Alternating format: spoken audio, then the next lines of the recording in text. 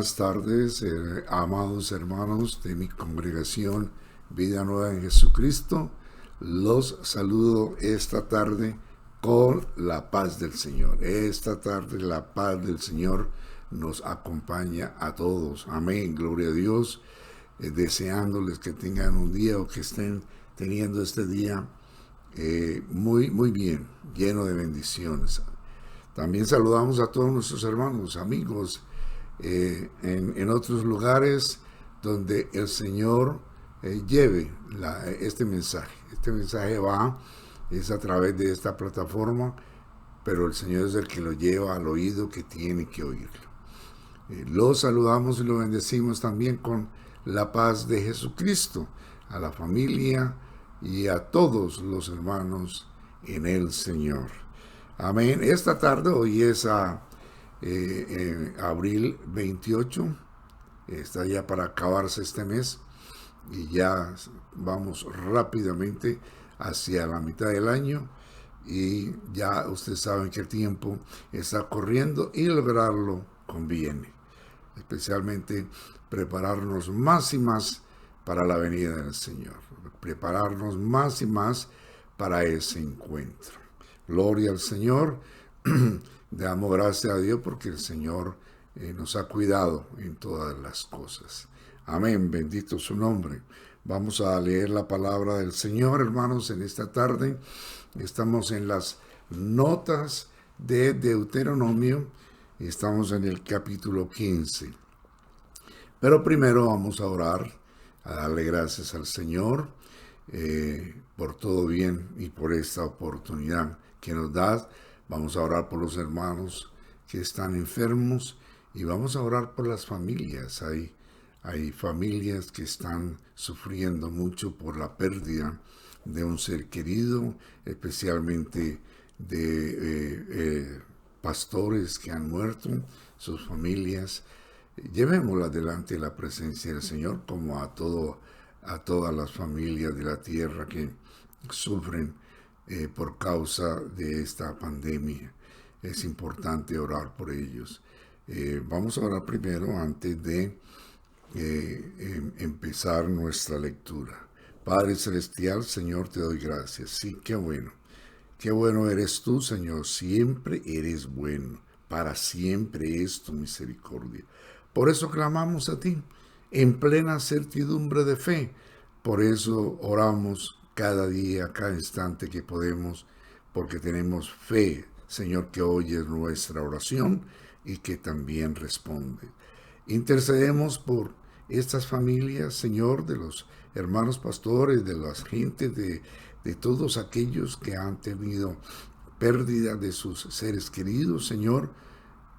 Envía tu consolación, la consolación del Espíritu y la consolación de las Escrituras.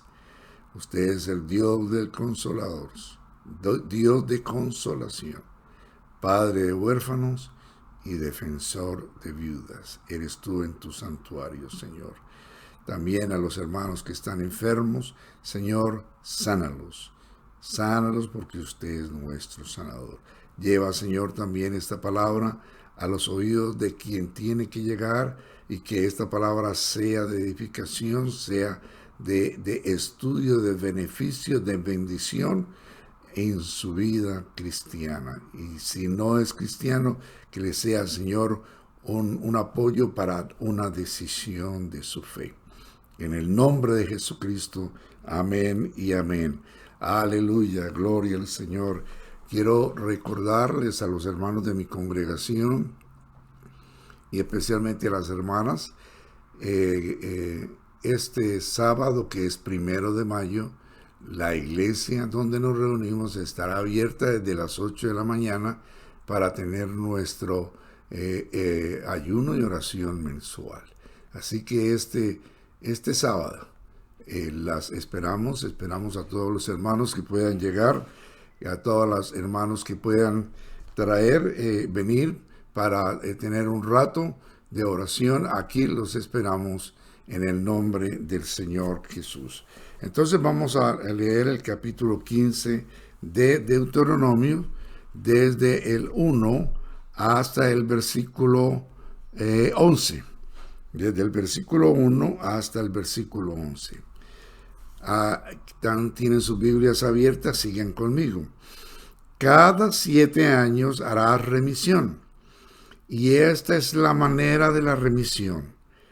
Perdonará a su deudor todo aquel que hizo empréstito de su mano, con el cual obligó a su prójimo, y no demandará más a su prójimo o a su hermano, porque es pregonada la remisión de Jehová. Del extranjero demandarás el reintegro, pero lo que tu hermano tuviere tuyo, lo perdonará tus manos. Para que así no haya en medio de ti mendigo, porque Jehová te bendecirá con abundancia. Note eso, porque Jehová te bendecirá con abundancia en la tierra que Jehová tu Dios te da por heredad, para que la tomes en posesión. Si escuchares fielmente la voz de Jehová tu Dios, para guardar y cumplir todos estos mandamientos que yo te ordeno hoy, ya que Jehová tu Dios te habrá bendecido, como te ha dicho, prestarás entonces a muchas naciones, mas tú no tomarás prestado. Tendrás dominio sobre muchas naciones, pero sobre ti no tendrán dominio. ¡Qué bendición! Cuando hayas en medio de ti menesteroso de alguno de tus hermanos, en alguna de tus ciudades, en la tierra que Jehová tu Dios te da, no endurecerás tu corazón, ni cerrarás tu mano contra tu hermano pobre, sino que abrirás a él tu mano liberalmente, y en efecto le prestarás lo que necesite. Guárdate de tener en tu corazón pensamiento perverso, diciendo: cerca está el año séptimo, el de la remisión, y mires con malos ojos a tu hermano menesteroso para no darle, porque él podrá clamar contra ti a Jehová y se te contará por pecado. Sin falta le darás, y no serás mezquino, de corazón mezquino, cuando le des, porque por ello te bendecirá Jehová tu Dios en todos tus hechos y en todo lo que emprendas. ¡Qué bendición! Porque no faltará menesteroso en medio de la tierra. Por eso yo te mando diciendo: abrirás tu mano a tu hermano, al pobre y al menesteroso en tu tierra. Alabanzas al Señor. Qué lindo, ¿verdad, hermano? Qué bonito es entender el carácter de Dios. Entonces aquí encontramos en esta escritura el término remisión. Es un término de derecho que se le conoce como la acción de una persona a renunciar a un derecho o a un compromiso que posee frente a otra persona o a otro individuo. Es decir, que una persona renuncia a lo que le pertenece.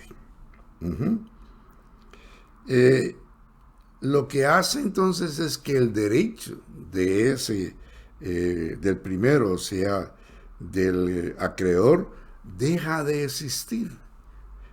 La deuda ya no existe. Y el segundo, o sea, el deudor, pues ya no tiene que pagar nada. La deuda quedó saldada. Eso es lo que se llama remisión o perdonar.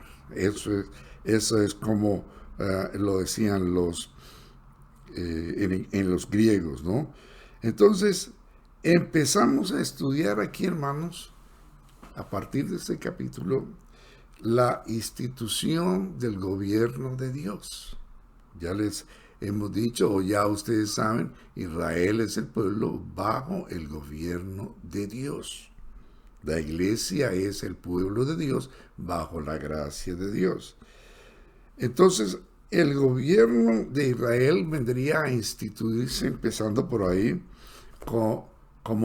la ley de Moisés. En realidad podríamos decir que es el código civil de la nación de Israel, el sistema jurídico, el principio de los estatutos del culto, de la adoración y lo primordial que era el saber que pertenecían al único Dios. Ese ya quedaron explicados en los anteriores capítulos, como lo vimos. Ahora vamos a mirar la demanda divina para el bienestar social, para la justicia social.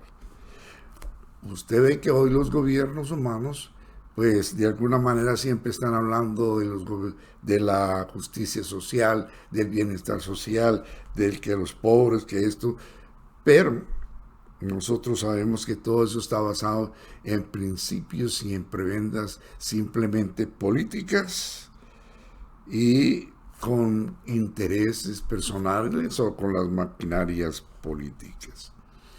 Pero fíjese bien, porque esto es importante ponerle atención. Ya le voy a decir por qué. ¿Cómo funcionaría el gobierno de Dios, o cómo debería funcionar con el pueblo de Israel?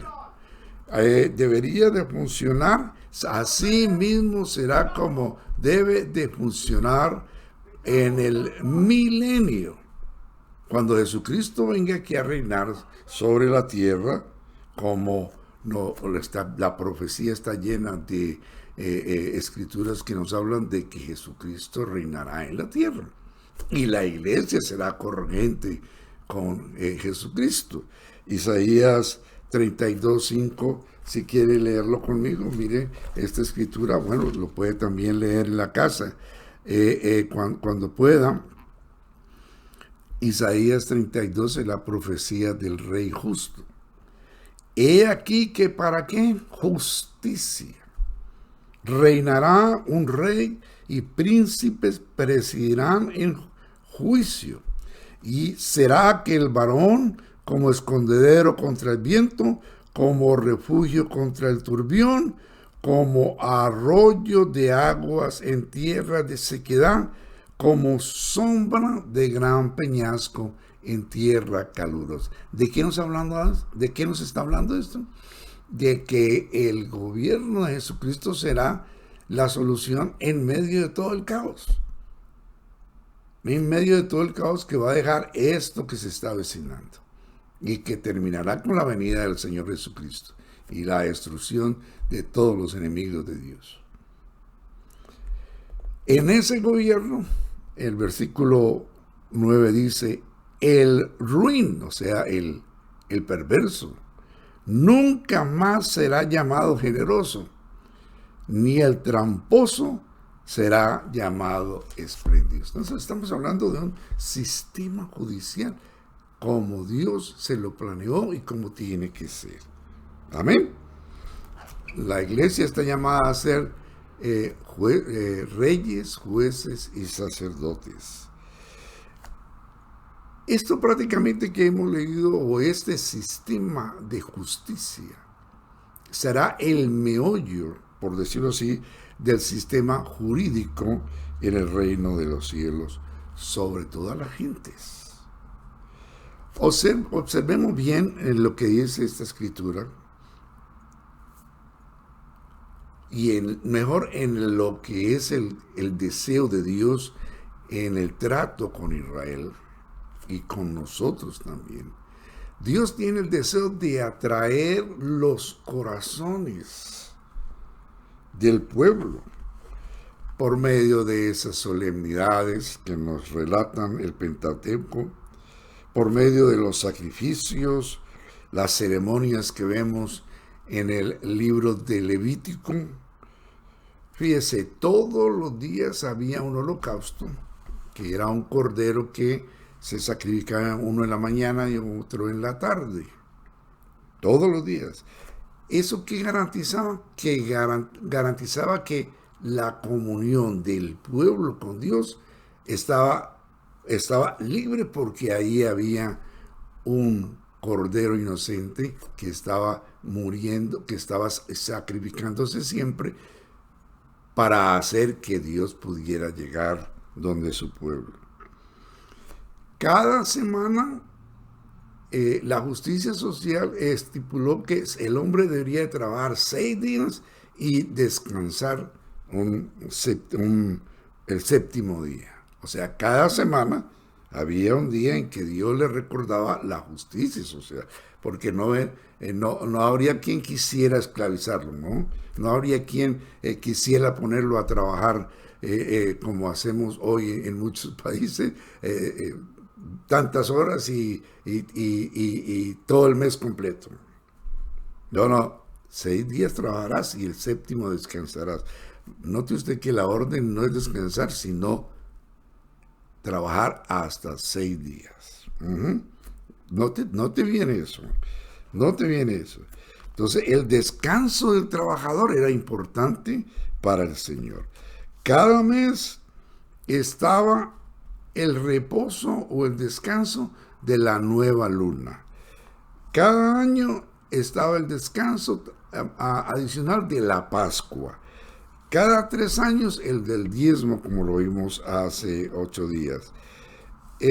Cada 7 años la remisión de las deudas, como lo vamos a estudiar ahora.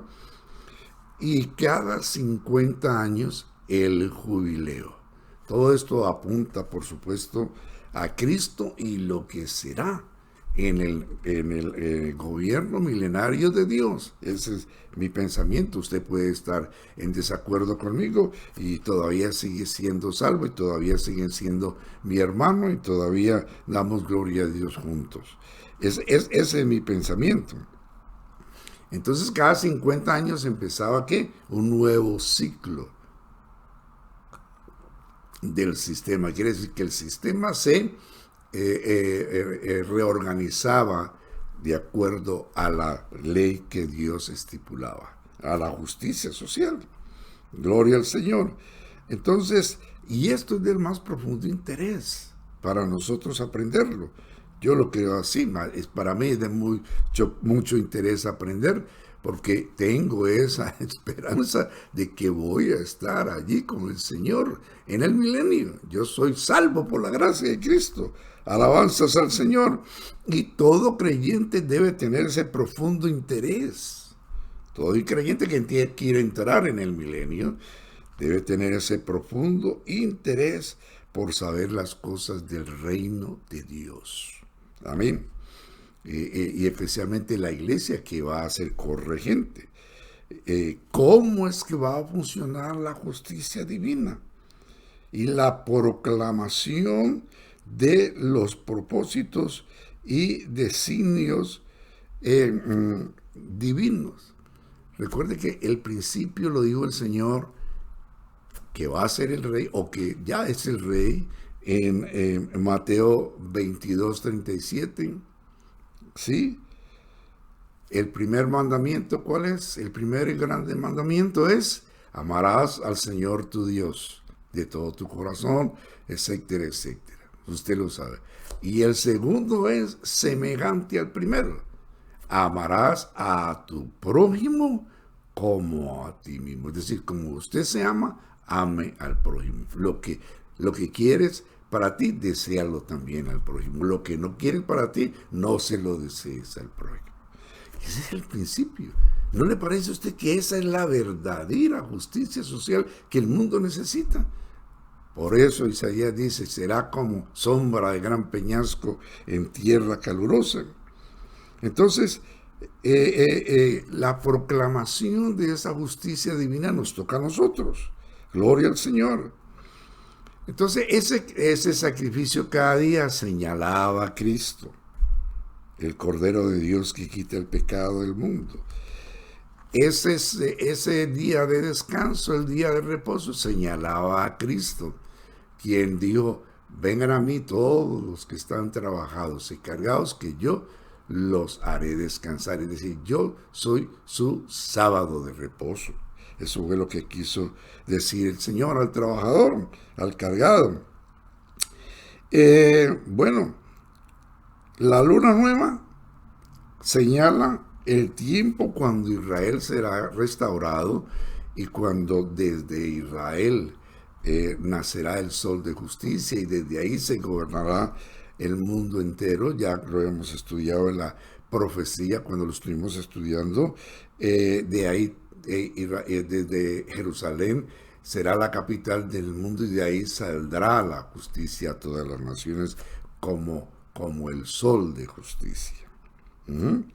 La Pascua anual, ya saben ustedes lo que es la Pascua que conmemora la liberación de la esclavitud de Egipto. ¿Qué señala? Bueno, nos está señalando la liberación de la esclavitud del pecado que Cristo nos hizo por medio de la obra de la redención y el sacrificio en la cruz. Eso es lo que señala. El diezmo, como lo estuvimos estudiando el miércoles pasado, ojalá usted todavía me quiera y siga orando por mí.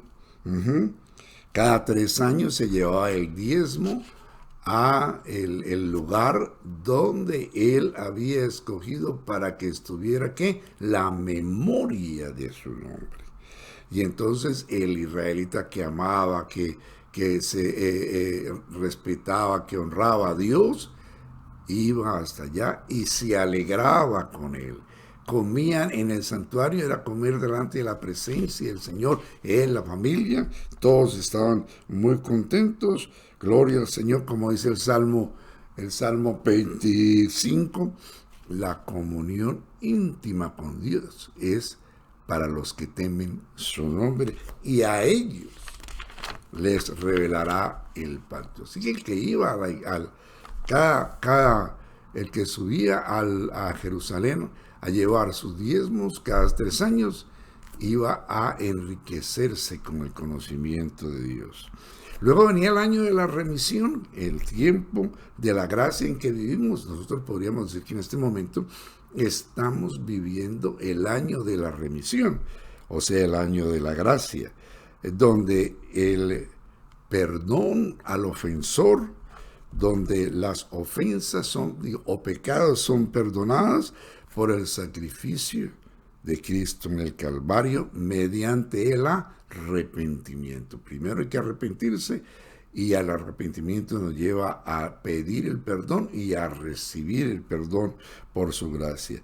Finalmente el año del jubileo, que es el año 50, cada 50 años, cuando Israel y toda la tierra se beneficiará con el gobierno de nuestro Señor Jesucristo. Qué lindo, todo esto es hermoso y todo esto hay que saberlo para que nuestros corazones estén anclados, afirmados en la verdad divina. ¿Y qué vemos en todo esto entonces, hermanos? ¿Qué vemos? Los rasgos característicos del gran deseo que Dios tiene siempre lo ha tenido y todavía lo tiene, de compartir su gloria con el hombre. Por ahí es donde hay que empezar a verlo. Dios siempre ha querido compartir su gloria, su poder, lo de Él con el hombre. Y mucho más con nosotros que somos ahora, por su gracia, tenemos el privilegio de ser su hijo. Y es un beneficio, es un privilegio para el hombre poder compartir con Dios su gloria.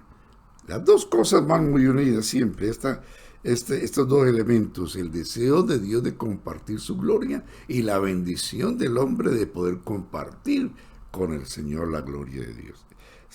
Siempre van unidas. Dios siempre, acuérdense, Dios siempre quiere bendecir al ser humano. Entonces, el año séptimo, el año de la remisión del Señor, es la prefiguración de una garantía, alabanzas al Señor, donde, donde todo israelita, desde el norte hasta el sur, tanto para el acreedor como para el deudor, porque para ambos era una bendición, debería ser una alegría, porque el acreedor que perdonaba la deuda de su hermano, el Señor le prometió, como dice aquí, porque Jehová te bendecirá, el versículo 4, porque Jehová te bendecirá con abundancia. Entienda eso. Con abundancia en la tierra que Jehová tu Dios te da por heredad para que la tomes por posesión. Dios promete una abundante bendición para el acreedor que habría de perdonar la deuda de su hermano el año de la remisión, el año séptimo. ¿Y qué sería del deudor? No, pues el deudor tenía que saltar de alegría, tendría que saltar de gozo, porque imagínense, le perdonaron la deuda. ¿Qué más podría hacer? Y dar gloria a Dios por el perdón, ¿verdad? Y agradecer al Señor y agradecerle al acreedor, ¿no? Pero ¿esto qué es lo que dice? ¿Esto que simplemente es una historia para nosotros saberla? ¿O esto nos dice algo especial? Vamos a ver. Esto nos enseña a nosotros, los que entraremos en el reino de Dios. Ojalá usted, hermano, esté interesado en entrar en el reino de Dios. Usted que no sea simplemente un cristiano para el día de hoy, para que Dios lo bendiga hoy y mañana. No, usted es un cristiano que quiere entrar y conocer y ver y ser parte del reino de Dios. Lo invito, hermano. Esto es algo que es para nosotros. ¿Qué nos enseña? La profunda bendición que tenemos en perdonar. En perdonar. En ese entonces eran quizás las deudas del sistema como Dios lo había establecido en su gobierno para el pueblo de Israel. Pero ahora también hay otras deudas que perdonar. ¿Y sabe por qué? Porque Dios se deleita en hacer misericordia, en ser compasivo. Dios se deleita en perdonar. Y fíjense como dice Colosenses capítulo 3, 3. De la manera que Cristo os perdonó, así también vosotros debéis perdonar a tu hermano. Note bien.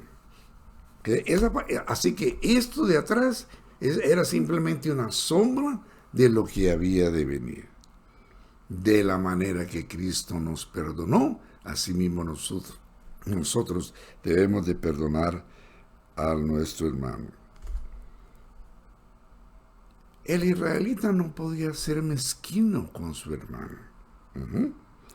Me gusta esa expresión que dice aquí en el versículo 10. Sin falta le darás.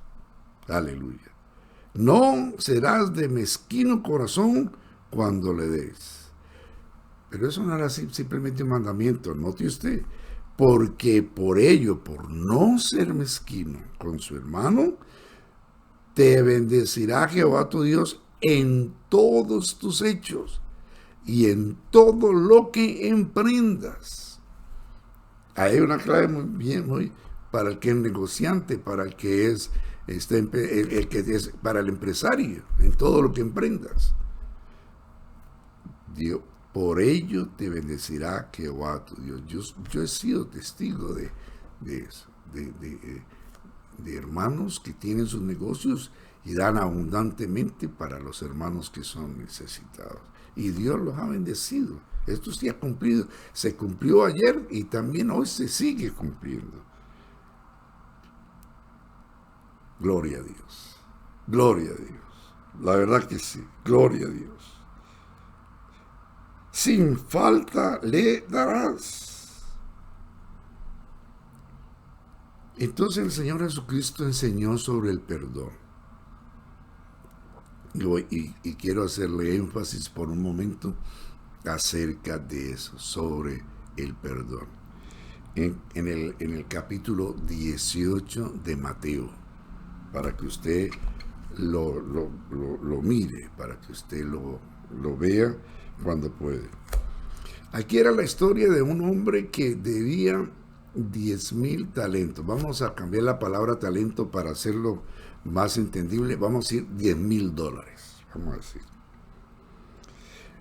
Y había un acuerdo que tenía que devolvérselo.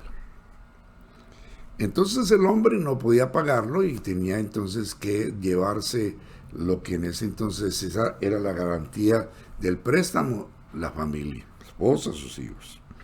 Pero el hombre vino y se llenó de tristeza y le habló al hombre y el hombre se llenó de misericordia y le perdonó la deuda. Está bien, queda cancelada. Muy bien. Pero ese perdonado tenía otro hermano, otro prójimo, el cual le debía $100. Tenía una letrica ahí, que un contrato que decía que le debía $100 y que tal día se lo había de pagar. Precisamente ese día que él tenía que pagar allá y le perdonaron los $10,000, ese día tenía que venir su hermano y pagarle los $100. Y lo mismo, él estaba en necesidad y no podía pagarle la platica, entonces le pidió que por favor, etcétera, etcétera. Pero este se cerró, como dice aquí, cerró el corazón, cerró la mano y le hizo efectivo el contrato y lo mandó a la cárcel por 100 pesitos. Bueno, usted lo ha leído, ¿verdad? Entonces, el dueño de ese siervo, que fue el que le prestó los $10,000, se dio cuenta y lo llamó. Y por no haberle perdonado a su consiervo o a su prójimo, le revocó el perdón. Y fíjese, esto es lo que me llama a mí la atención. Vamos a mirar en Mateo capítulo 18. Esto es lo que me llama a mí la atención. En el versículo 33. El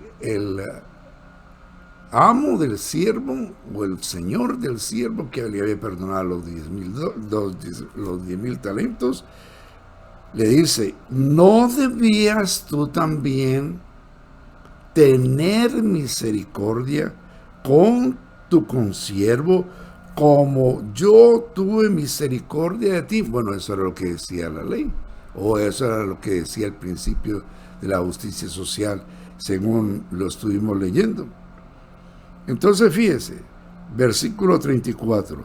Entonces su señor, enojado, que le entregó a los verdugos hasta que pagase todo lo que debía. La versión, me gusta la manera como lo dice la versión Nueva Biblia Viva, que dice: lo entregaron a la cámara de las torturas. Los verdugos eran los torturadores. Qué terrible debió haber sido hecho. Hasta que pagara. Es decir, perdió la bendición de 10,000 por no perdonar a 100. Y fíjese lo que dice el versículo 35, que es para nuestro tiempo, es la conclusión del Señor Jesús. Así también mi Padre Celestial hará con vosotros si no perdonáis de todo corazón cada uno a su hermano sus ofensas. Por favor, piense, reflexione, medite en esta declaración, porque la dijo el Señor Jesús. Es muy seria.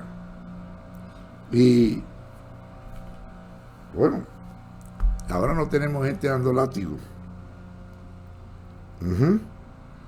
Pero hay tortura espiritual. Hay muchos creyentes que tienen tortura espiritual y acoso de los demonios. Acoso. Los demonios no pueden hacer más de lo que Dios le permita, pero la protección de ellos han sido levantados por no perdonar las ofensas, por no perdonar y estar a paz y salvo con el hermano. La protección angelical ha sido removida en parte o total y sufre el acoso del adversario de muchas maneras. De muchas maneras. Los israelitas tenían muchas maneras de ser castigados, como nosotros también tenemos muchas maneras de ser castigados por el Señor por no obedecer o por no perdonar, mejor, por no perdonar al hermano de la manera que Cristo nos perdonó. Entonces, miren, los israelitas como nosotros somos llamados a manifestar el carácter divino. No podemos cerrar nuestros corazones cuando sabemos que hay hermanos necesitados. La viuda y el huérfano es algo muy importante para Dios. Los ancianos o las personas que no pueden trabajar. También es muy, el ciego, el manco, las personas que no físicamente están impedidos, son muy especiales para el Señor. ¿Y qué dice aquí? ¿Cuál es la actitud? Era la actitud de ellos y debe ser la actitud de nosotros. Sin falta le darás. En el capítulo de Santiago, ya les voy a terminar, ¿sí? En el capítulo de Santiago nos habla el apóstol Santiago, cuando estuvimos estudiando esta carta, si los hermanos recuerdan, abundamos bastante sobre ello. Esto nos habla en el versículo, a partir del versículo 14, la fe sin obras. La fe sin obras. Entonces, dice que cómo nosotros debemos tratar al hermano que está necesitado. Fíjese, hermanos míos, ¿de qué aprovechará? De qué, no está hablando de condenación, sino de qué aprovecha. Si alguno dice que tiene fe y no tiene las obras de misericordia, las obras de compasión, ¿podrá la fe salvarle?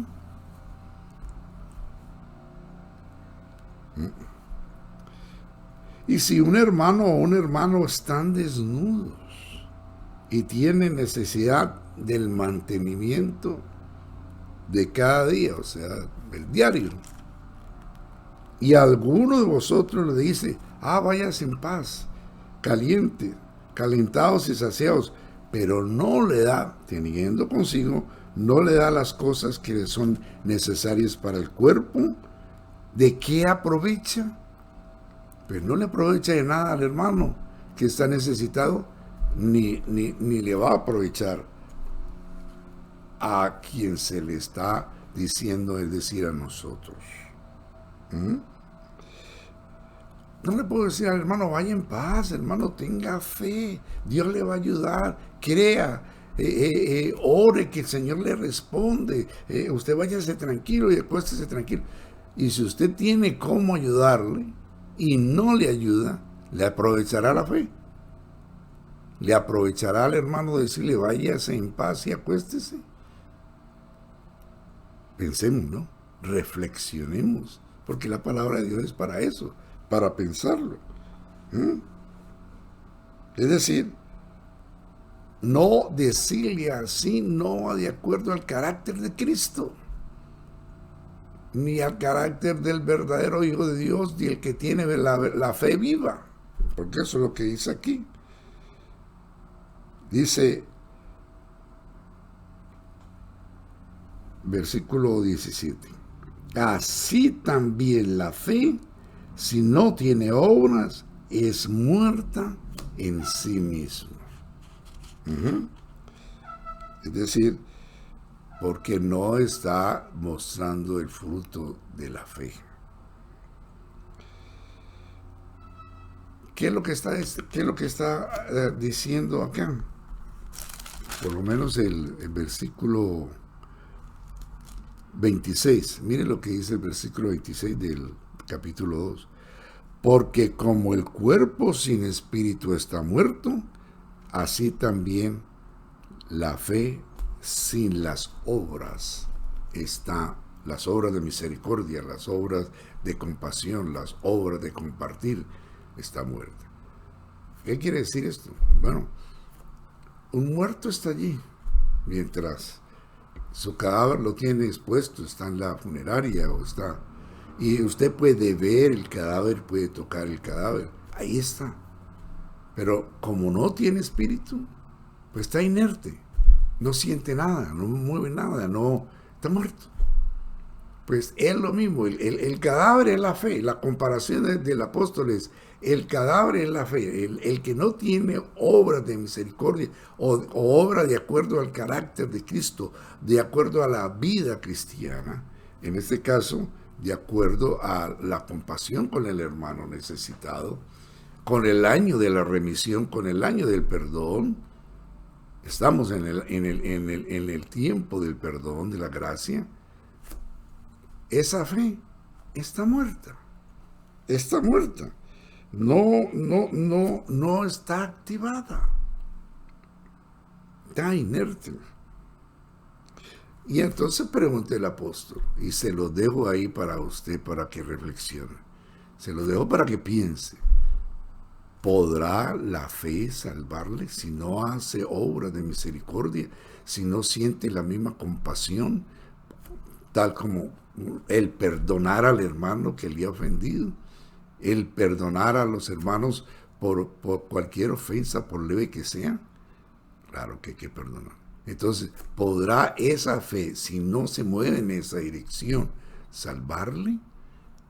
Esa es una pregunta que cada cual se debe responder.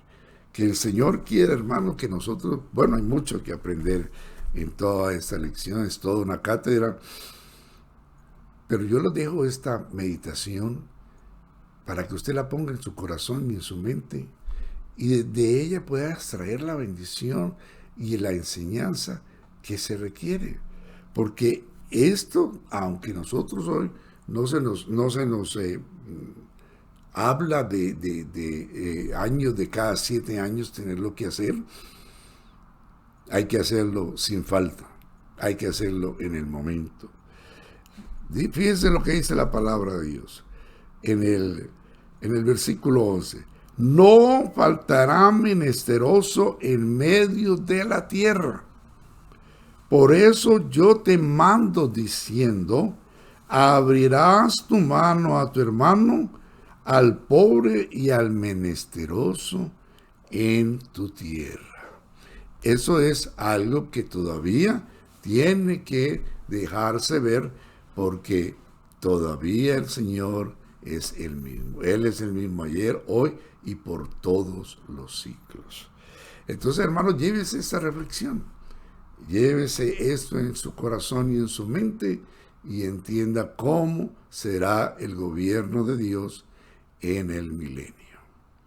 Padre Celestial, Señor, te doy gracias en este momento por la oportunidad que nos da, Señor, de poder abrir el libro, Padre Celestial, de poder ser instruidos, Señor. Que tu palabra corra. La intención es que los hermanos la reciban, o el que oye la reciba, y pueda, Señor, entender a qué tu Dios nos ha llamado. Cada día, Señor, bendice a cada hermano, bendice a cada pastor, bendice, Señor, a los que predican, a toda tu iglesia alrededor de la tierra. En el nombre de Jesucristo, el Señor los bendiga ricamente y que tengan una feliz tarde. Amén.